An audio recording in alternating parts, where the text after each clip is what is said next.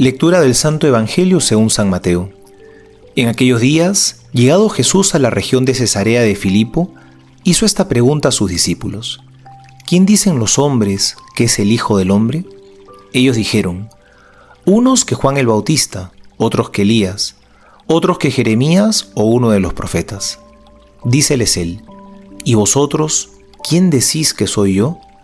Simón Pedro contestó: Tú eres el Cristo, el Hijo de Dios vivo.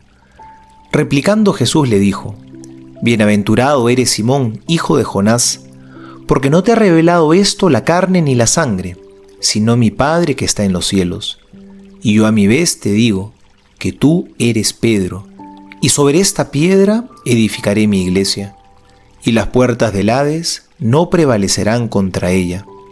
A ti te daré las llaves del reino de los cielos, y lo que ates en la tierra quedará atado en los cielos, y lo que desates en la tierra quedará desatado en los cielos. Entonces mandó a sus discípulos que no dijesen a nadie que él era el Cristo. Desde entonces comenzó Jesús a manifestar a sus discípulos que él debía ir a Jerusalén y sufrir mucho por parte de los ancianos, los sumos sacerdotes y los escribas, y ser matado y resucitar al tercer día. Tomándole Pedro aparte, se puso a reprenderle diciendo: Lejos de ti, Señor, de ningún modo te sucederá eso. Pero él, volviéndose, dijo a Pedro: Quítate de mi vista, Satanás, escándalo eres para mí, porque tus pensamientos no son los de Dios, sino los de los hombres. Palabra del Señor. Gloria a ti, Señor Jesús. Jesús, después de haber halagado a Pedro por haber sido capaz de ver y reconocer lo más importante, que él es el Mesías, pocos minutos después lo reprende: Quítate de mi vista, Satanás, porque tus pensamientos no son los de Dios, sino los de los hombres. Quizá el Señor nos podría estar diciendo algo parecido a nosotros. Es una invitación a que aprendamos a pensar como Dios. ¿Cuál es esa lógica de Dios que Pedro no quiere aceptar? Es la lógica de la cruz. Esa cruz que es necedad para los gentiles y escándalo para los judíos. Para ti, ¿qué es la cruz? Solo quisiera mencionar brevemente dos ideas. La cruz nos muestra que el hombre es débil y la cruz nos muestra que Dios lo puede todo. La cruz es signo de la maldad del hombre, es signo de su debilidad, de su sufrimiento, de sus miedos, y al mismo tiempo es signo del amor de Dios, que no nos ha dado algo, sino que se nos ha dado todo su ser, clavado en el madero por amor, de manera gratuita, generosa, inmerecida. ¿Qué nos dice entonces la cruz? Que solo en Dios está nuestra salvación, que necesitamos del Señor, que Él tiene que ser el centro de nuestras vidas, que en la cruz, que es donde el amor se hace sacrificio, podemos ver la grandeza del amor de Dios por nosotros. Por eso decía San Pablo: la predicación de la cruz es una necedad para los que se pierden, mas para los que se salvan, para nosotros, es fuerza de Dios. Por eso no dejemos de predicar el misterio de la cruz, no dejemos de predicar a Cristo, pero crucificado. Porque si solo queremos predicar los elementos de la vida cristiana que el mundo acepta, nos convertimos en unos mundanos que quieren un Cristo sin cruz, un cristianismo sin amor y sin entrega generosa por los demás. Soy el Padre Juan José Paniagua y les doy a todos mi bendición en el nombre del Padre y del Hijo y del Espíritu Santo. Amén.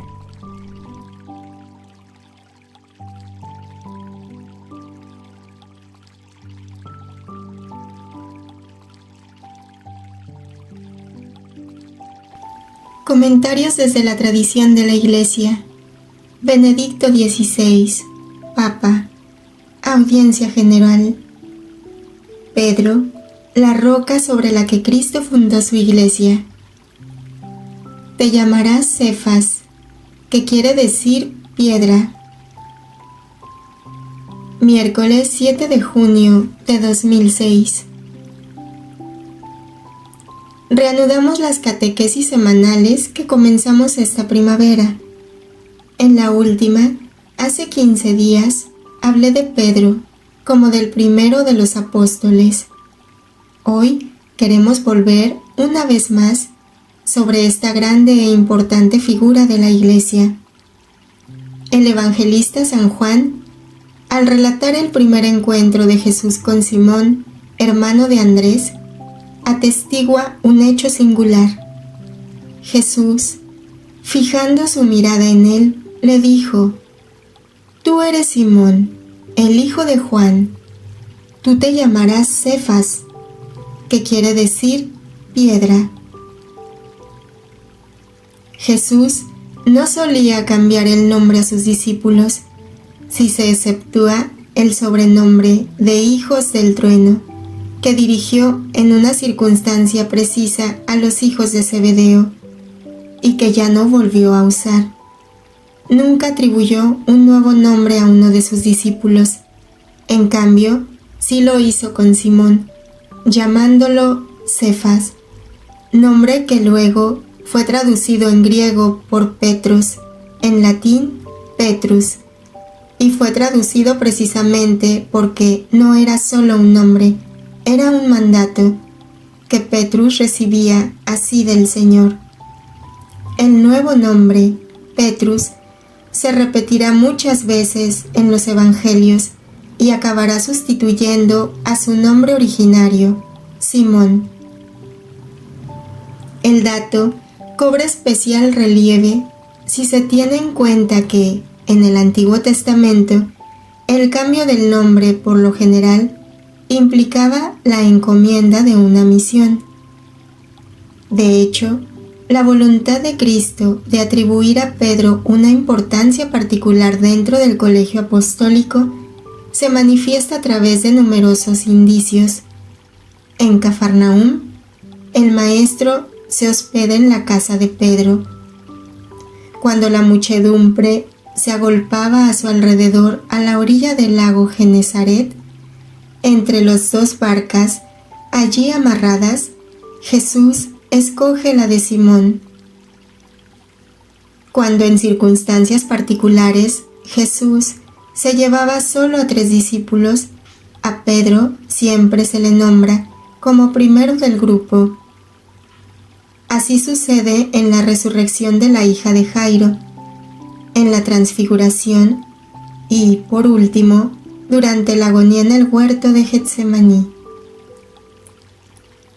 Además, a Pedro se dirigen los recaudadores del impuesto para el templo y el Maestro paga solo por sí y por Pedro. Pedro es el primero a quien lava los pies en la última cena y ora solo por él para que no desfallezca en la fe y pueda confirmar luego en ella a los demás discípulos. Por lo demás, Pedro mismo es consciente de su situación peculiar. Es él quien a menudo toma la palabra en nombre de los demás. Habla para pedir la explicación de una parábola, o el sentido exacto de un precepto, o la promesa formal de una recompensa.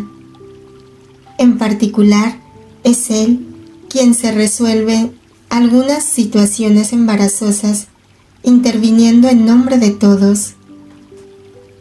Por ejemplo, cuando Jesús, entristecido por la incomprensión de la multitud después del discurso sobre el pan de vida, pregunta: ¿también vosotros queréis iros? Pedro da una respuesta perentoria: Señor, ¿a quién iremos? Tú tienes palabras de vida eterna. Igualmente, decidida es la profesión de fe que, también en nombre de los 12, hace en Cesarea de Filipo. A Jesús, que le pregunta: ¿y vosotros, quién decís que soy yo? Pedro responde: Tú eres el Cristo, el Hijo de Dios vivo. Acto segundo, Jesús pronuncia la declaración solemne que define, de una vez por todas, el papel de Pedro en la Iglesia. Y yo, a mi vez te digo que tú eres Pedro, y sobre esta piedra edificaré mi iglesia. A ti te daré las llaves del reino de los cielos, y lo que ates en la tierra quedará atado en los cielos, y lo que desates en la tierra quedará desatado en los cielos. Las tres metáforas que utiliza Jesús son en sí muy claras. Pedro será el cimiento de roca sobre el que se apoyará el edificio de la iglesia. Tendrá las llaves del reino de los cielos para abrir y cerrar a quien le parezca oportuno. Por último, podrá atar o desatar, es decir, podrá decidir o prohibir lo que considere necesario para la vida de la iglesia, que es y sigue siendo de Cristo. Siempre es la iglesia de Cristo y no de Pedro. Así queda descrito con imágenes muy plásticas, lo que la reflexión sucesiva calificará con el término primado de jurisdicción. Esta posición de preeminencia que Jesús quiso conferir a Pedro se constata también después de la resurrección. Jesús encarga a las mujeres que lleven el anuncio a Pedro, distinguiéndolo entre los demás apóstoles. La Magdalena acude corriendo a él y a Juan para informar que la piedra ha sido removida de la entrada del sepulcro, y Juan le cede el paso cuando los dos llegan ante la tumba vacía. Después, entre los apóstoles, Pedro es el primer testigo de la aparición del resucitado. Este papel, subrayado con decisión, marca la continuidad entre su preeminencia en el grupo de los apóstoles y la preeminencia que seguirá teniendo en la comunidad nacida con los acontecimientos pascuales, como atestigua el libro de los Hechos de los Apóstoles. Su comportamiento es considerado tan decisivo que es objeto de observaciones y también de críticas. En el así llamado Concilio de Jerusalén, Pedro desempeña una función directiva y, precisamente, por el hecho de ser el testigo de la fe auténtica, Pablo mismo reconoce en él su papel de primero. Además, el hecho de que varios de los textos clave referidos a Pedro puedan enmarcarse en el contexto de la última cena, en la que Cristo le confiere el ministerio de confirmar a los hermanos, muestra cómo el misterio confiado a Pedro es uno de los elementos constitutivos de la Iglesia que nace del memorial pascual celebrado en la Eucaristía. El hecho de insertar el primado de Pedro en el contexto de la última cena, en el momento de la institución de la Eucaristía, Pascua del Señor, indica también el sentido último de este primado. Pedro, para todos los tiempos, debe ser el custodio de la comunión con Cristo, debe guiar a la comunión con Cristo, debe cuidar de que la red no se rompa, a fin de que así perdure la comunión universal. Solo juntos podemos estar con Cristo, que es el Señor de todos.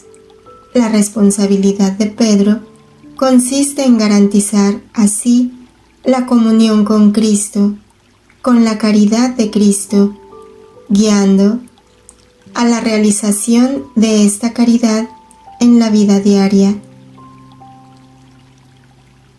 Oremos para que el primado de Pedro, encomendado a pobres personas humanas, sea siempre ejercido en este sentido originario que quiso el Señor, y para que lo reconozcan cada vez más en su verdadero significado de los hermanos que todavía no están en comunión con nosotros.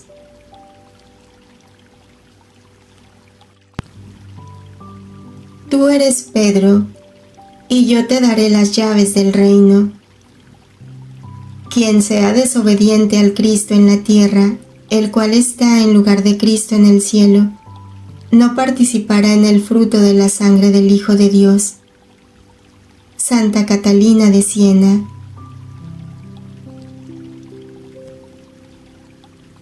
¿Quién dice la gente que soy yo? ¿Y usted? ¿Y ustedes? El Señor pregunta a sus apóstoles qué es lo que los hombres opinan de Él, y en lo que coinciden sus respuestas, reflejan la ambigüedad de la ignorancia humana. Pero cuando urge qué es lo que piensan los mismos discípulos, el primero en confesar al Señor es aquel que también es el primero en la dignidad apostólica.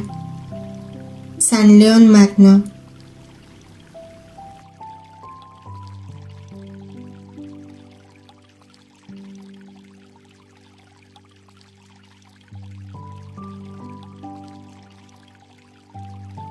Volumen 11, septiembre 12, 1913. Para hacerte llegar a un punto tan noble y divino, yo he hecho contigo como dos amantes que se aman hasta la locura. Jamás habrías tú amado tanto mi voluntad si no me hubieras conocido. Por eso, primero te he dado el éxtasis de mi humanidad, a fin de que conociendo quién soy yo, tú me amaras, y para atraer todo tu amor, he usado contigo muchas estratagemas de amor, y tú las recuerdas. No es necesario que te las diga. Ahora, después de haberte atraído bien, a amar mi persona, tú has sido tomada por mi voluntad, y la amas, y no pudiendo estar sin mí, después de tanto tiempo, como si hubiéramos vivido juntos, era necesario que el existir de mi voluntad tomara el lugar de mi humanidad, y todo lo que he hecho antes han sido gracias para disponerte al éxtasis de mi voluntad, porque cuando yo dispongo a un alma a vivir en modo más alto en mi voluntad, estoy obligado a manifestarme para infundir gracias tan grandes.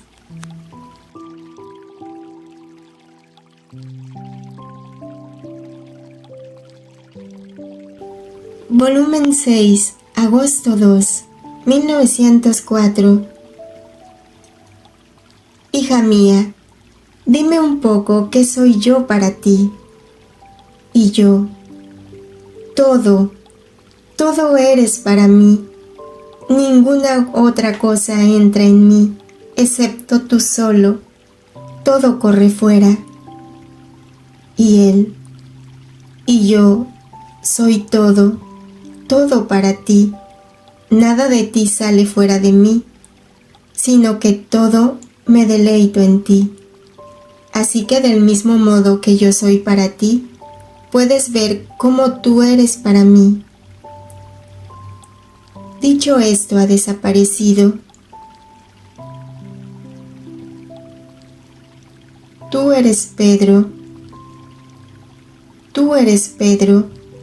Yo, que soy la piedra inviolable, la piedra angular, que ha hecho de los dos pueblos una sola cosa.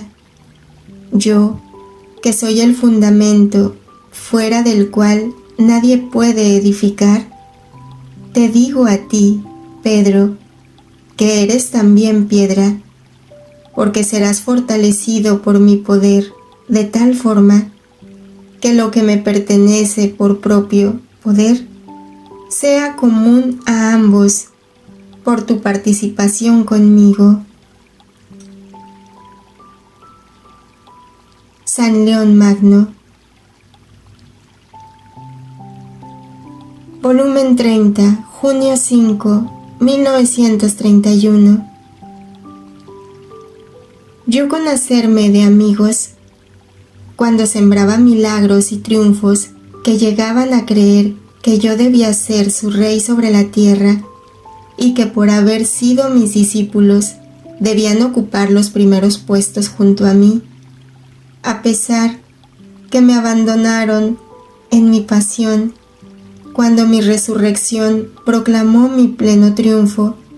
Los apóstoles volvieron a creer, se reunieron entre ellos y como triunfadores siguieron mi doctrina, mi vida, y formaron la iglesia naciente. Si yo hubiera puesto atención a que debían huir de mí, y no los hubiera hecho mis discípulos en el tiempo de mis triunfos, no habría tenido quien hablara de mí después de mi muerte, quien me hiciera conocer. Por eso es necesario el buen tiempo, la gloria. Es también necesario recibir clavos transparentes y tener paciencia para sufrirlos, para tener material en mis obras más grandes, para que tuvieran vida en medio a las criaturas.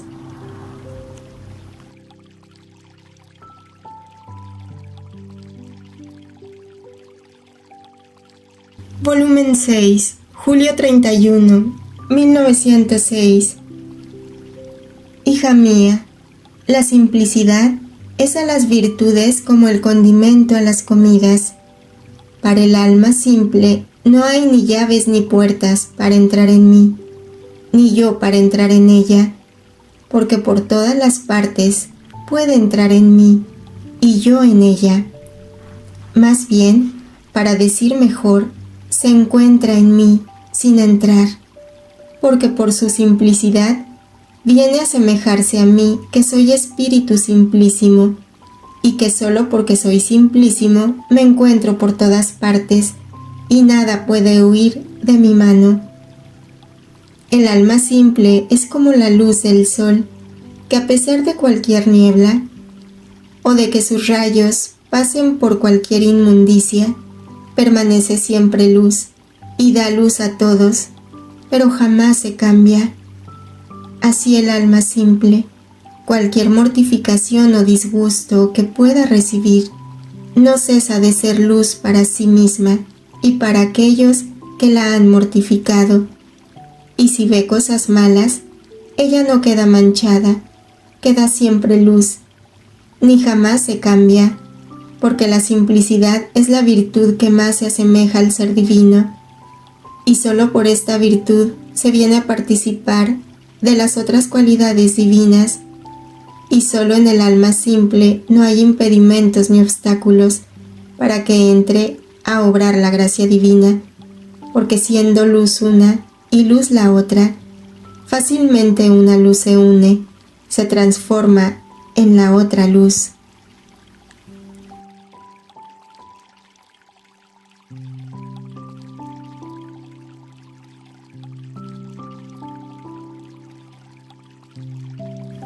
Jesús comenzó a anunciarles que tenía que padecer mucho. Volumen 11, abril 23, 1916.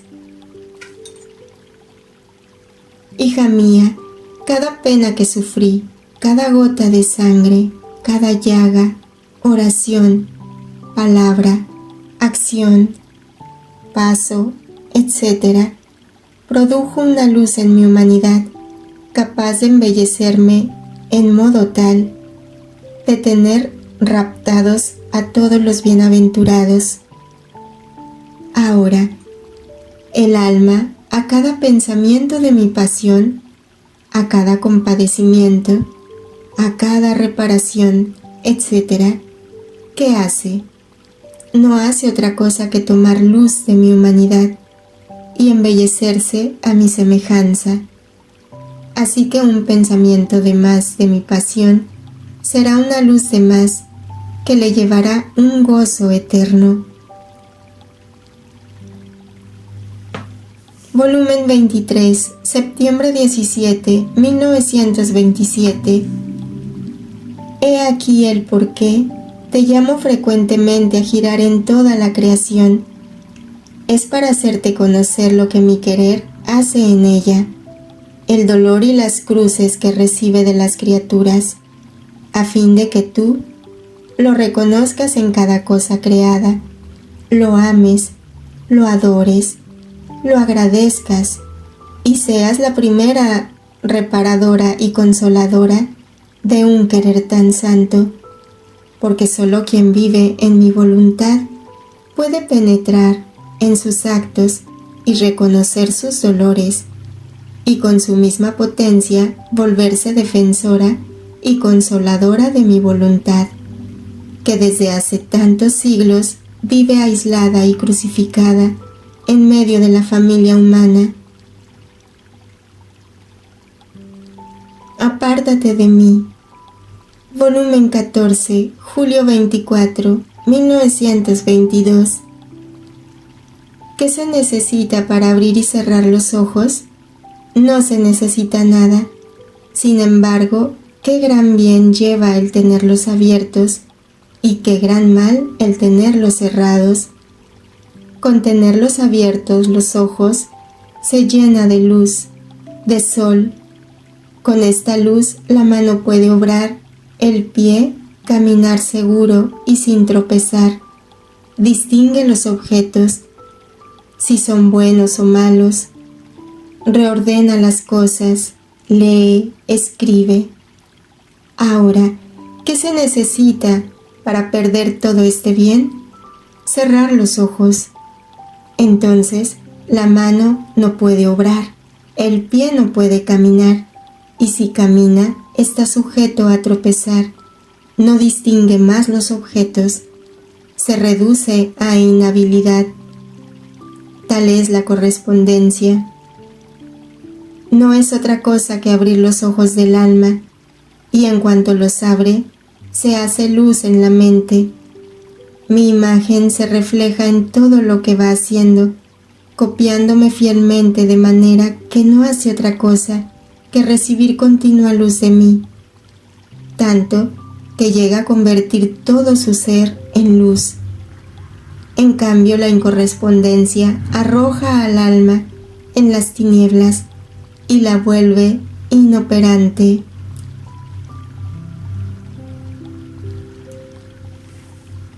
Volumen 34, julio 12, 1937.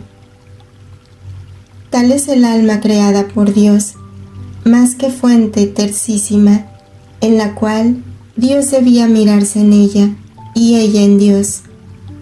Ahora, las reflexiones, las opresiones, las dudas, temores, etc., son como tantas piedras arrojadas en el fondo de su alma, y Dios mirándose en ella, no lo ve todo entero, sino como dividido en tantas partes. Así que, dividida la fuerza, la alegría divina, la santidad, la unidad de la paz. Esto le impedirá conocer quién es Dios, cuánto la ama y qué quiere de ella. Y queriéndose mirar ella en Dios, estas piedras le impedirán el paso, haciéndola tropezar en el camino, impidiéndole el vuelo para mirarse en aquel que la ha creado, mientras que parecen cosa de nada. No obstante, en esto viene formado el conocimiento de Dios en la criatura, la unión, la santidad, el mirarse Dios en la criatura y ella en Dios. Si el alma no es turbada por estas piedras que se pueden llamar bagatelas del alma, y que faltando la solidez y sustancia del verdadero amor, son siempre enturbiadas, y Dios no se puede espejear en ellas para formar su bella imagen. Por eso se atenta y busca siempre mi voluntad.